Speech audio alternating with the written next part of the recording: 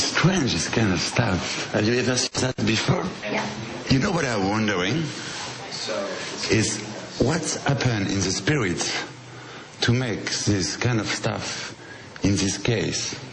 I was just talking to the owner of, well, the person that runs the gallery, and they were saying that the artists like to find these live things and then put them in this circumstance as a way to bring the objects back to life. Perhaps it's giving structure to something that is formless. I love these four. The blue one, the red one, Yeah. this one, and this one. What is between of these four? The one who is like you, the more like you. I think it's the blue one, but I'm not sure. I was thinking the blue too, but just a minute.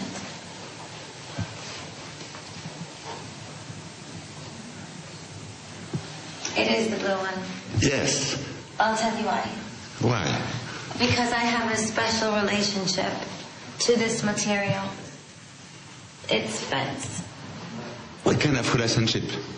I'm from New York, Ah, that's why. born and raised. And that's the blue of New York?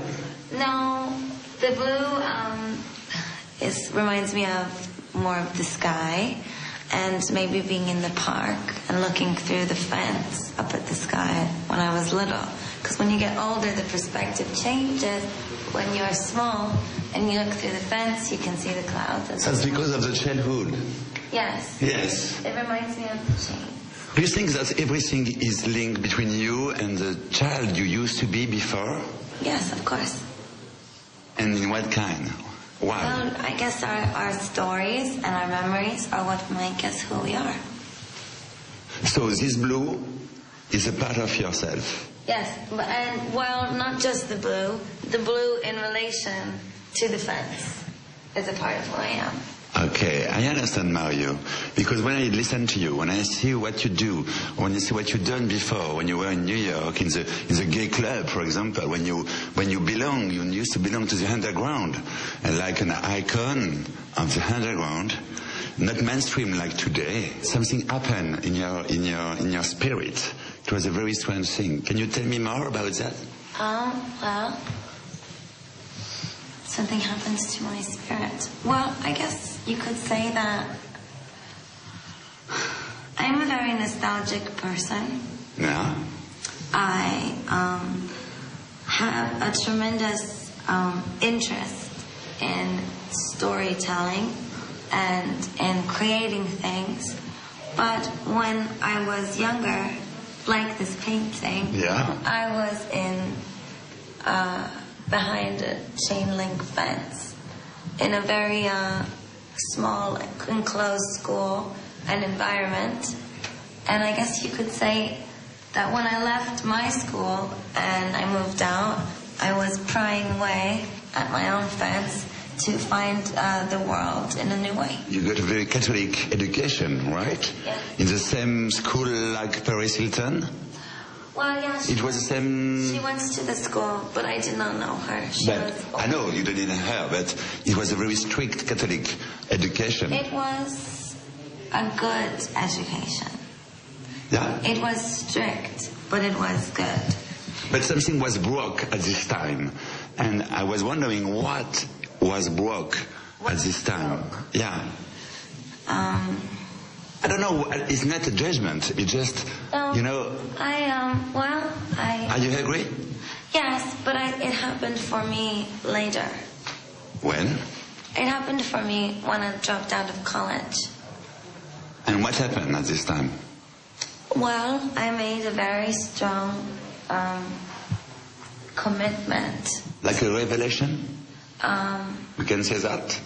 Yes, a revelation, but that is a good word because it implies spirituality. So I like that. And it implies religion. And I often say that when I have visions, it is religious. And it's important to honor your vision. And my destiny was to find solitude and happiness. without your family, your education, when you break everything. Yeah, just to find the what happened in your stomach. I had to free myself from everything in my life and dedicate myself only to love and art. This is what Rilke says. Rainer Maria Rilke, Letters to a Young Poet.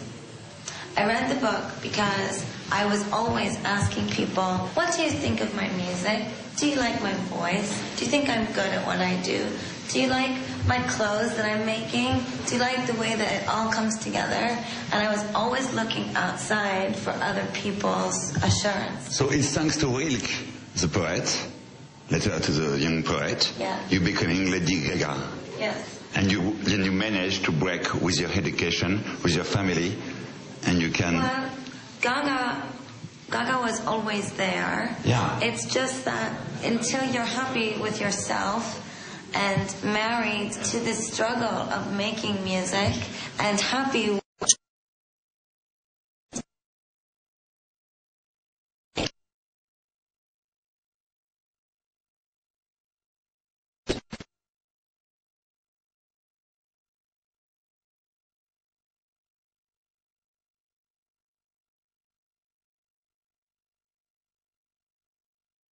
be alone, it's to be happy when you are in contact of yourself. Well, Rilke says that you should not ask people for advice about your work.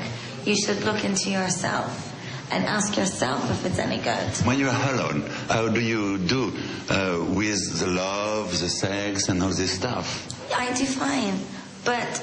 How? Because for me, these things are not the most important.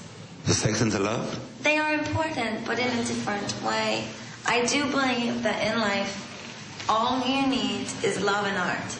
And Rilke does not necessarily say this, but through his book, this is what I have discovered. But what he says, or Rilke says, is that you must... the most difficult task in your life is that you must choose to love another person and share your solitude with someone else. So what did you do? You must be very careful. So what did you do? I have not shared it yet. You are in the middle of the way. Yes. You have to choose. Yeah, well, I guess that's what some of my songs are about, isn't it? Is this picture? Sunflowers. Sunflower, can I see this? Yeah. And after they go... Yes, they go all the way down. And then I've got this here.